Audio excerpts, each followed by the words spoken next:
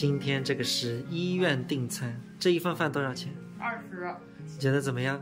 蛮好的。那个是你老公帮你吃的呢，大西瓜，你反正拼了命的吃掉。你去厕所里面看看，垃圾桶里面。是吧？你要在腰子。啊，你喝掉了是吧？那你这西瓜也要吃，你就是来补水的，早点补完水，早点出去。现在干嘛？胎心间火。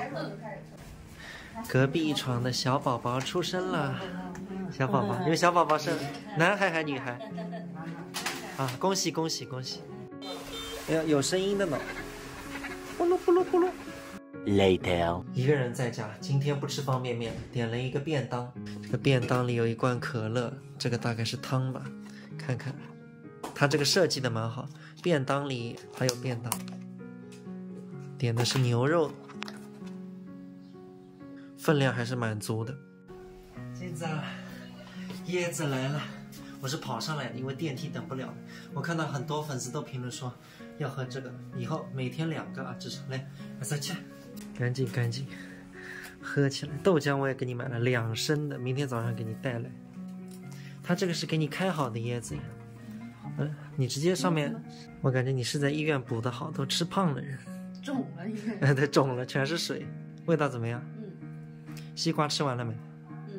朋友们，看样子这个补水有用啊！刚刚去称了一称，就进来2、3天，镜子已经重了4斤了。明天做个 B 超，如果羊水达到标准，我们就可以回家了。早点回家。一个人过生活真的是蛮不习惯的，尤其是吃饭啊。我现在终于理解那些一个人住的，很多时候不愿意自己烧饭，因为你烧的多了，你吃不掉。你如果烧的少吧，那你还不如不烧，就叫个外卖吧。Tomorrow， 镜子已经挂了4天水了，今天是复查的一天，看看羊水指数上去了没有。然后我看了粉丝朋友们的建议，现在天天这么1升椰子水要让镜子喝下去。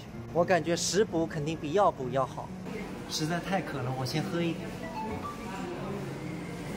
刚刚 B 超做下来，指数全部恢复正常了，明天就能出院了。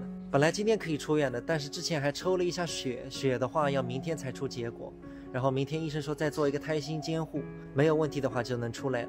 因为之前判断这个羊水为什么少，医生说有可能是小孩的原因，或者是胎盘的原因，那最有可能的就是孕妇水喝的太少。那么现在一喝水它就涨上去了，所以证明不是其他的问题，但是还是需要排除，所以在等其他的结果。蛮好蛮好，如果明天出院的话，那就是相当于在医院待了5天4晚，也算提前体验了一下。因为那个病房如果生孩子的话，我们之前就打算去看的，分2个病房，就 VIP 病房好像1晚上是1200，然后普通病房就是80块。当时我们是想去那个 VIP 病房的，但是这次住的就是80块的病房，就2个人住1间，看下来也挺好的。那这样以后生孩子的时候就可以住80块的那个。